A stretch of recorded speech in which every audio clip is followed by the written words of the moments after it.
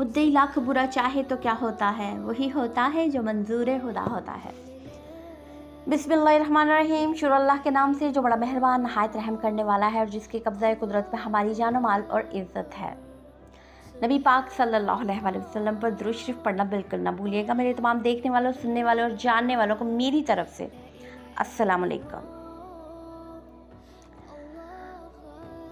सजदा छूट जाए तो माफ़ी मुमकिन है, सजदा छूट जाए तो माफ़ी मुमकिन है, मगर इंसानियत अगर दम तोड़ गई तो खुदा भी नहीं मिलेगा। ये बड़ी गहरी बात है, बहुत गहरी बात है। अल्लाह ताला कहते हैं कि मेरे मामलात में अगर तुम कोताही कर लेते हो, छोड़ देते हो, मैं माफ़ करने वाला हूँ, कादर हूँ, मैं माफ़ कर सकता हूँ, बेफिक्र रहो।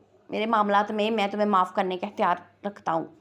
लेकिन अगर तुमने मेरे पैदा किए हुए बंदे को कोई तकलीफ़ दी, मुश्किल वक़्त पे उसकी मदद ना की, उसका तमाशा देखा, उसको ज़लील किया, उसके साथ गलत किया और वो तुम्हारी वजह से रो दिया मेरे आगे, और वो हमने कस्तन दिल दुखाया या अनजाने में, नियत तो रब जानता है ना, हम नहीं जानते। तो अल्लाह ताला के सामने अगर वो इंसान रो पड़ा तो फिर बड़ी सख्ती है, बड़ी सख्ती है। मुंतज़िर रहो, आज नहीं तो कल हाज़िरी लगनी है। इसके लिए मैं एक हल बताती हूँ कि अगर ऐसा हो गया है और हम लोगों के ज़हन में आ गया कि हाँ हमसे कभी ऐसा हुआ, तो उसके लिए सदका खैरात में तेज़ी कर दें।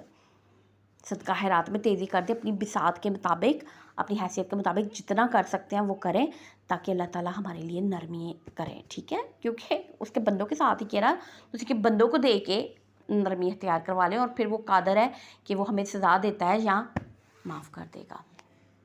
है बहुत है, इंशाअल्लाह मैं अब बताती रहूँगी। तब तक अल्लाह हाफ़िज़, दुआओं में याद रखिएगा।